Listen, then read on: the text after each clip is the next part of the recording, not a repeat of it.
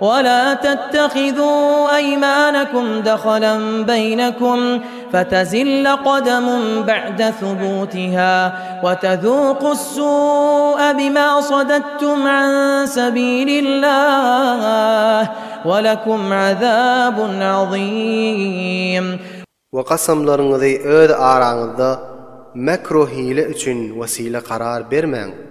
Pes qadamınız tayar iman bilen sabit bolağınızdan soň bu dünyada şoň webalynda dağdarsınız.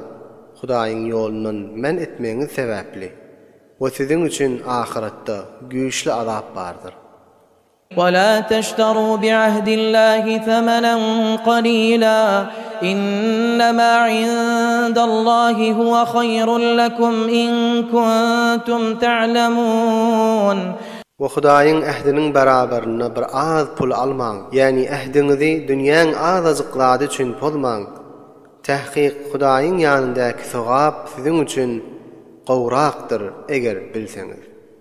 ما عندكم ينفد وما عند الله باق ولنجزين الذين صبروا أجرهم بأحسن ما كانوا يعملون.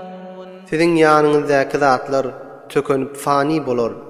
O Hudaýyň ýanyndaky zatlar bakydyr. Elbette sabr etýänleriň sogabyny berer, ýaxşy emelleriniň mukabilina. من عمل صالحا من ذكر أو أنثى وهو مؤمن فلنحيينه حياة طيبة ولنجزينهم أجرهم بأحسن ما كانوا يعملون.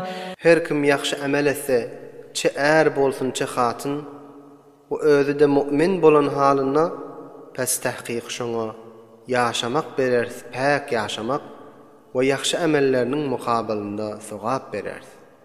فإذا قرأت القرآن فاستعذ بالله من الشيطان الرجيم. Pes wagti ki Kur'an okuymagy irade etsen, pes mel'un bolan we merdut bolan şeytanyň şerrinden Hudaýdan penah islen. إنه ليس له سلطان على الذين آمنوا وعلى ربهم يتوكلون. Tahqiq Hudaýa tewekkül edip iman getiren müminlere musallat bolmak ýokdur şeytan üçün. إنما سلطانه على الذين يتولونه والذين هم به مشركون. Tahqiq şoň galip gelip musallat bolmagy şeytany gowy görüp Hudaýa şerik karar berýän adamlar üçindir. وَإِذَا بَدَّلْنَا آيَةً مَكَانَ آيَةٍ وَاللَّهُ أَعْلَمُ بِمَا يُنَزِّلُ قَالُوا إِنَّمَا أَنْتَ مُفْتَرٍ بَلْ أَكْثَرُهُمْ لَا يَعْلَمُونَ.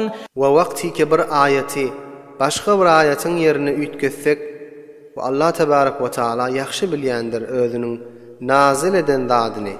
Şonda kafirler aýdarlar, tahqiq sen yalançy, bu zatlary özüňden ýasaýan diýip, belki şolaryň köpüsi zat bilýän däldir.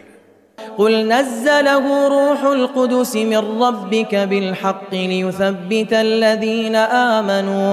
ليثبت الذين آمنوا وهدى وبشرى للمسلمين. Ey Muhammed, sen ayt ki Kur'ani pak ve muqaddes bolan ferişte Hazreti Cebrail nazil etdi.